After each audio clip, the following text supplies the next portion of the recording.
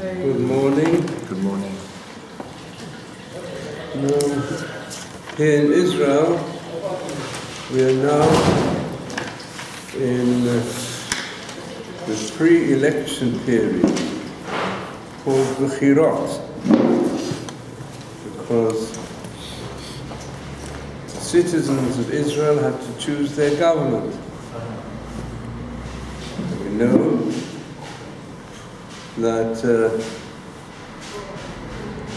according to principles in the Torah, Acher Ram Lahatot, we go after majority. Of course, each vote is important. But we should realize that Am Yisrael, we began our historical mission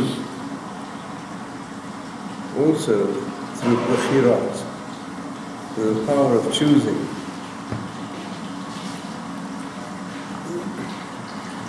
So it's true that there are many references to the way in which Hashem chose Abraham. Asher bacharta ba'Avram, same root, bachar. So Abraham was chosen, and then his descendants were chosen. For what purpose? To introduce the path of Torah to the world. That's why Hashem chose. But we know the choice of Abraham was Abraham chose Hashem. Why choose him out of all other human beings? Because he's the one who chose to follow Hashem. With the power of his own personality. He was called Avraham Ha'ivri. Not only because he's an ancestor, but because Ha'ivri means to be on one side. The Eivei Echad. He was on one side of the world against the whole world. He chose to follow the path of Hashem. And Hashem himself says in Revelation, why did I make myself known specifically to Abraham? Because I know that he wants to follow the Derech Hashem. That's what's the Kal Mishpat. He wants to follow the path of Hashem, to build up a world of charity and justice. That's why I'm choosing him, because he chose me. This was repeated later on, not only when his name was just Abraham, but it was extended to Avraham, which means the teacher of all mankind, because he wanted to follow me. Therefore he's my father. Similarly, when it came to really revealing the path of Torah to the nation of Israel, so Hashem, he opened up the path of Torah to mankind. And in fact, he passed it around to all the nations in different ways. But the nations, they were not happy with it. Esav said, what's written in it, you shall not murder. It's too difficult for me. I've got the destiny to live by the sword. And Ishmael, Lotina, shouldn't be immoral with adultery. That's too difficult for me. And Lot, they say, shouldn't Ammon and Moab, too difficult for me. It says shouldn't steal. Only Am Yisrael willing to accept it. So we say it daily when we're called up to the Torah, and also before we start learning Torah, Asher b'chabanu b'kol ha'amim v'natanu et Torato. So Hashem gave it to the people of Israel. We chose him, so he chose us. We said Nasa v'nishma, we're ready to accept. And Hashem, in fact, says in the 19th chapter of Shemot, it says, Hashem said, are you willing to accept my covenant and listen to my voice? People said, whatever Hashem will say, we will do. And they said, Kol Echad. So the sages go further. And they say, in what merit did Hashem give the Torah to the people of Israel? What was the level they had to reach? So, we have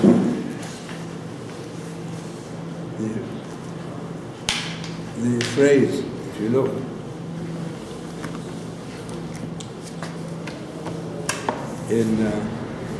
turn to chapter 19, Shemois, choose the Bible, and find it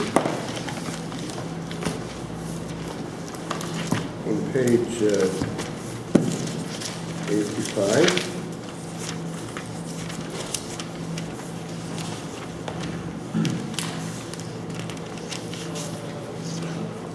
So it says, in verse 5, and now, if you listen to my voice and observe my covenant, you become a treasured, become my treasure from all the nations. Kili kol haaretz, because I want the whole of the world to come to me. But they'll only be able to come to me if there's a model nation.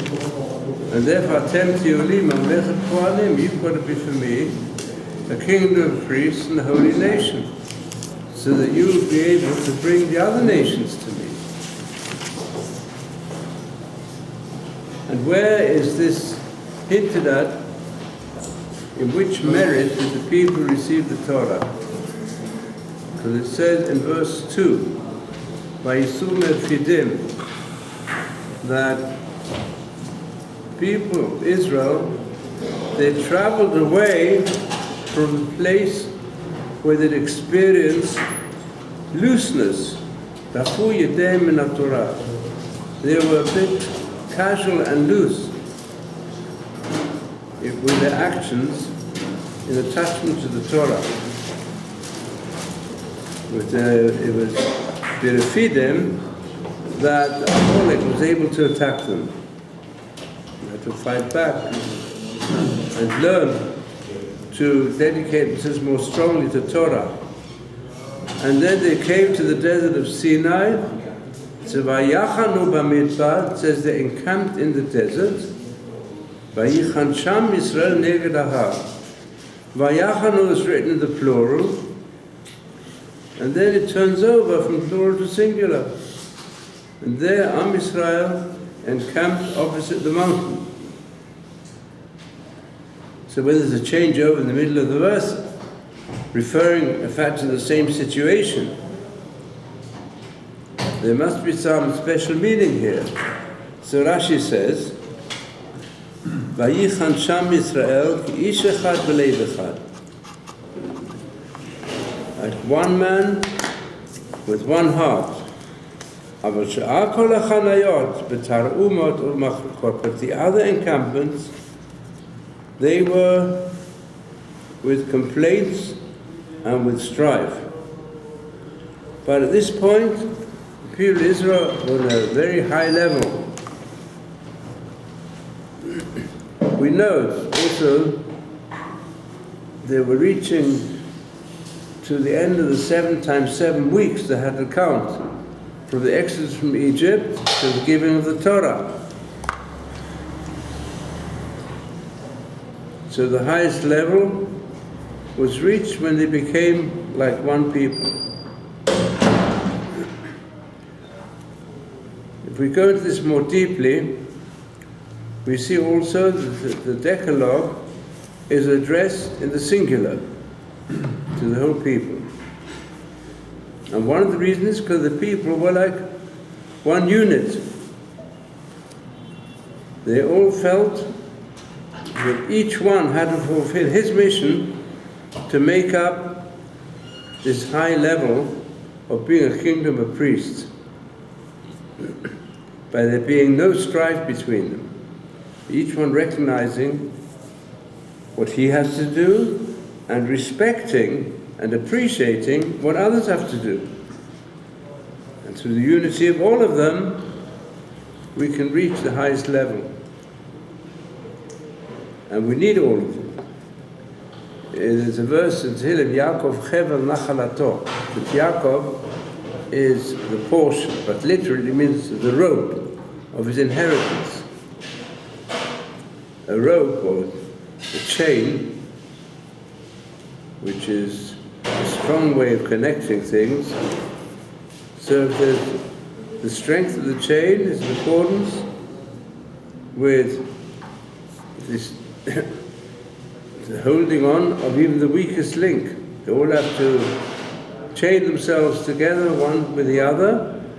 So the whole of Am Yisrael is one long chain, and everyone is important to carry us, and but we've got to regard ourselves as being Ish Echad B'Lev Echad. In other words, the human body made up also many different parts, but we don't find that, let's say, the right hand will intentionally go and destroy the left hand, not with a normal person. The different limbs of the body, they all support one another. And that's the way we have to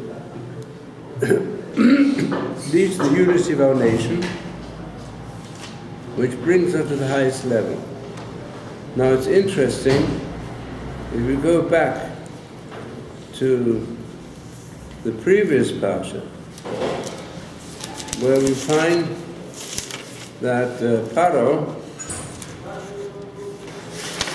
he went and chased after Am Yisrael when they left Egypt,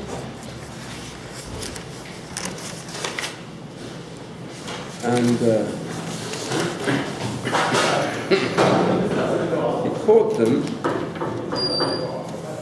when they were some people say between the devil and the deep blue sea, or the Red Sea. And they found the army, they were not strong, they had hardly any strength, the people of Israel. And here was Paro with his strongest force of Sus v'Rochvod, the horses and their strong soldiers. So the people were very much afraid. It says like this, this is kind of page 79, in chapter 14, Shemot.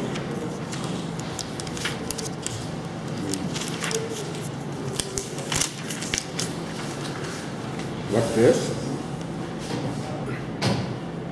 Wait the big. If you look at verse 10, when Paro came near to them, and the Bnei Yisrael lifted up their hands, and behold, Mitzrayim noseh achreihem.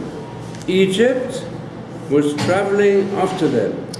Vayiru ma'od, they became very terrified. Vayitzaku Bnei Yisrael Hashem. And Am Yisrael, they cried.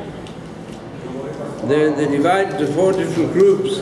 Some of them said, let's go back to Egypt, give in. Others said, well, we just have to commit suicide. They divided into 4 groups. They were not really united. But they saw Egypt. Here you find the opposite. What do you mean Mitzrayim noseh achreihem? Mitzrayim, noseh is in the singular, not in the plural. Mitzrayim means all the soldiers, the army of Mitzrayim with Paro. And if I previous verse, Vayilefu Mitzrayim achreihem, the plural. Mitzrayim is the name for the nation, and the strong ones of the nation, and they pursued, in the plural. But in verse 10, it was no longer the plural. It changed over. Previously, Vayedefu, and all of a sudden, Mitzrayim Nosea was in the singular. So there Rashi says, oh yes, the hit was Mitzrayim belev echad, ke'ish echad, with one heart, like one man. So it's a very similar comment what Rashi says here before the giving of the Torah. It was ke'ish echad belev echad, like one man with one heart. The people of Israel encamped. They knew they buried their grievances one with the other, and they were a united nation. And the Egyptians the same, when they wanted to destroy Jewish people. Mitzrayim Nosea. So you find such a spirit of unity also from the Egyptians against Am Yisrael. So what is so special about Am Yisrael? Can you tell what's the difference between Rashi's comment on the pursuit of the one Egypt, let's say with one heart and like one man, and here Vayichan Sham Yisrael Neged Ha all of a sudden becomes the singular.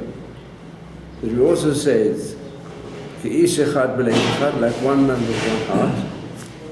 Is there any difference between these two statements? Became one. Huh? Because the people were united, they became one. Yes. This is the one heart. Is it the same or is it different? Is it the same expression or is it something different? The only difference is in the order. Yeah, if you look carefully at the words in the Chumash and the words of Rashi, so when it was Mitzrayim running after them, then we say it's belev echad ke'ish echad. And when it's Am Yisrael who became unified, it's ke'ish echad belev echad, the other way around. What lies behind this? What lies behind it, in fact, the great difference between the Jewish nation and the other nations. That the other nations, their unity is not basic. They're not really united. Each nation, even with all the groups in the nation, they've got mainly self-interest at heart. But when they want to destroy the Jews, even though they may have different reasons for destroying the Jews, they'll get together in a strong unity. Their unity is unity of hate and destruction. And therefore, belev echad, when they agree, we have to destroy the Jews, they'll get together. They make a coalition. So therefore, belev echad, lev is the intention. So they say we've got one intention, and therefore we've got no choice. If we want to destroy the Jews, we've got to get together. And what we read here about Paro is what the people of Israel face today. Unfortunately, there are so many different groups today. There's the neo-Nazis, still in existence, different ways. Then there's different groups of Islam with slightly different changes in their program. There's Hamas, Al-Qaeda, and Daesh, and Iran, all different groups.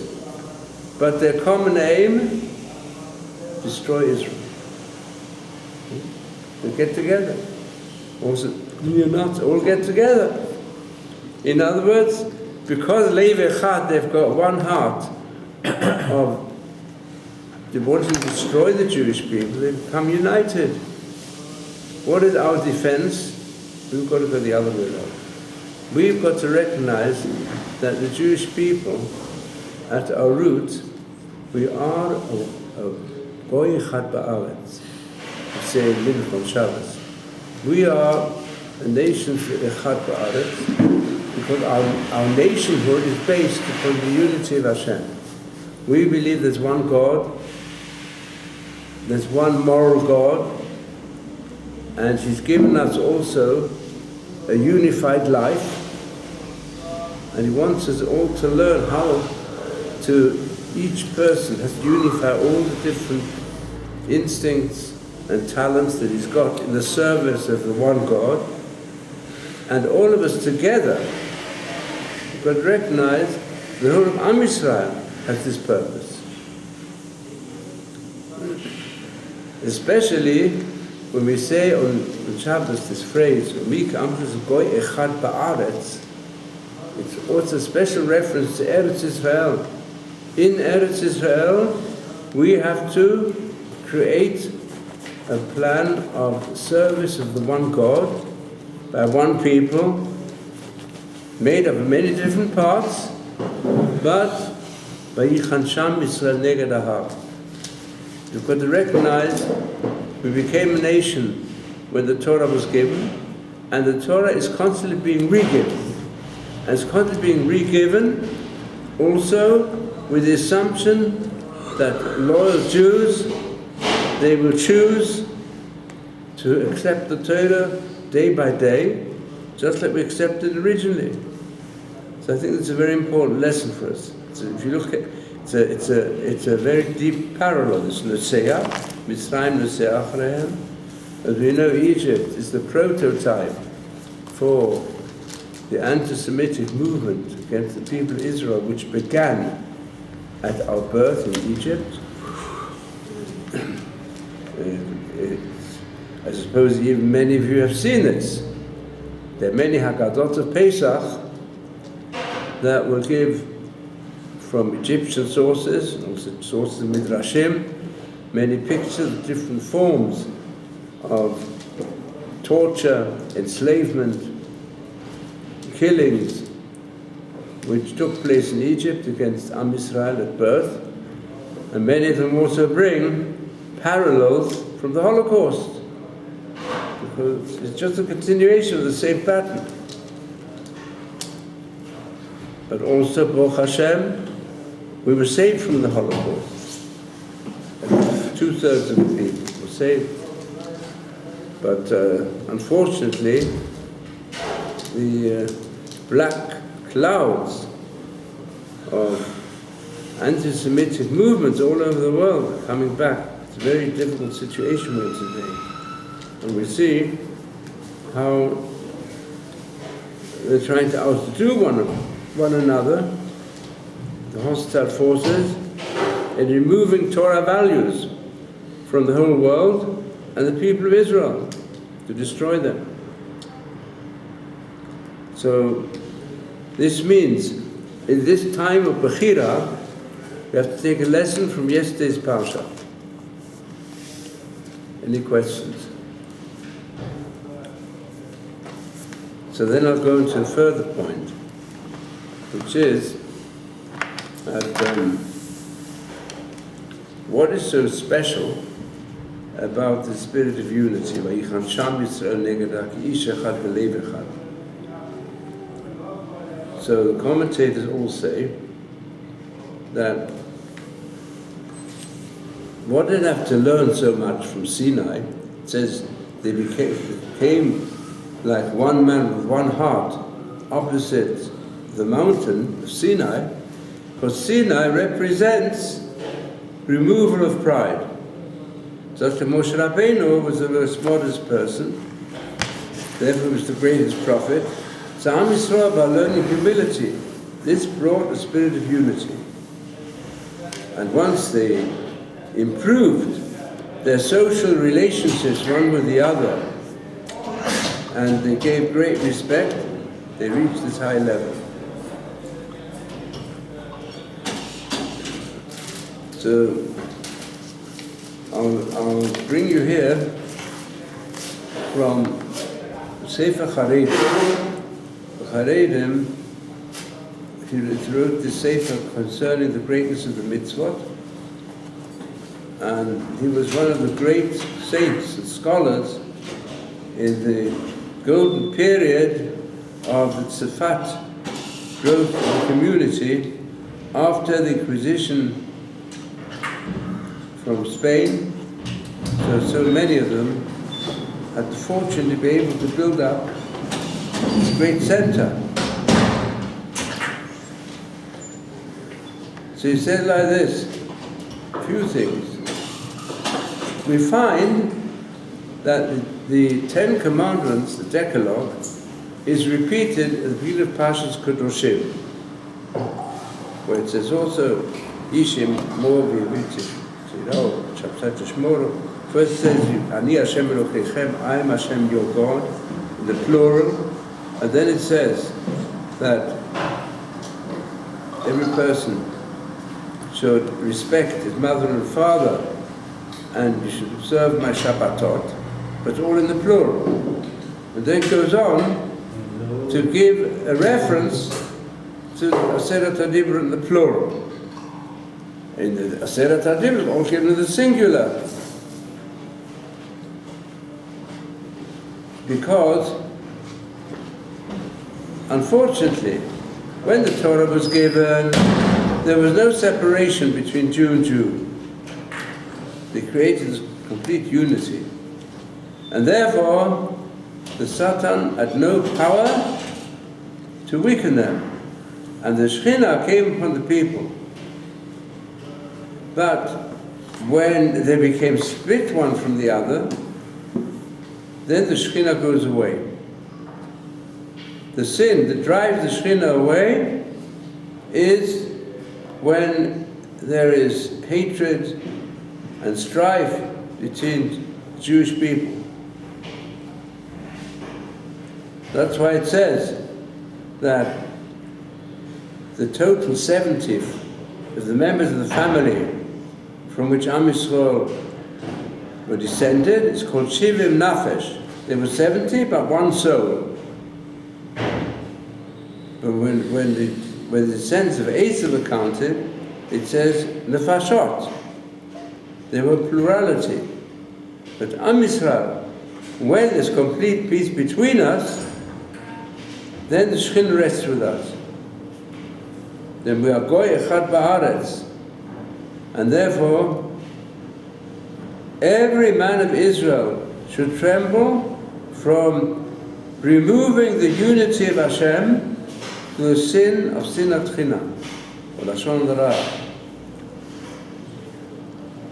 And that's why we say, Talmidei Chachamim, they have to increase peace in the world.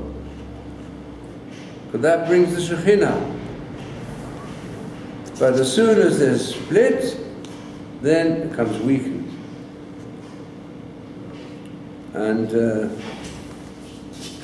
it's well known that the Arizal also declares it a few times, and this is the major disciple, Chaim Vital, in his Gates of Holiness, he says like this: a person has to be careful not to pursue any evil moral qualities between man and man more than fulfilling the positive and negative commandments of the Torah. Because if a person's got midot tovot, then he'll easily fulfill all the mitzvot. And if he doesn't have, then he's not fulfilling the mitzvot correctly. Then they all become shalom Hashem shamayim. And concerning him, these are quite extreme words. There's a verse in Mishlei which says, Nezem zahav ba'af chazir, ishi yafa b'saratam.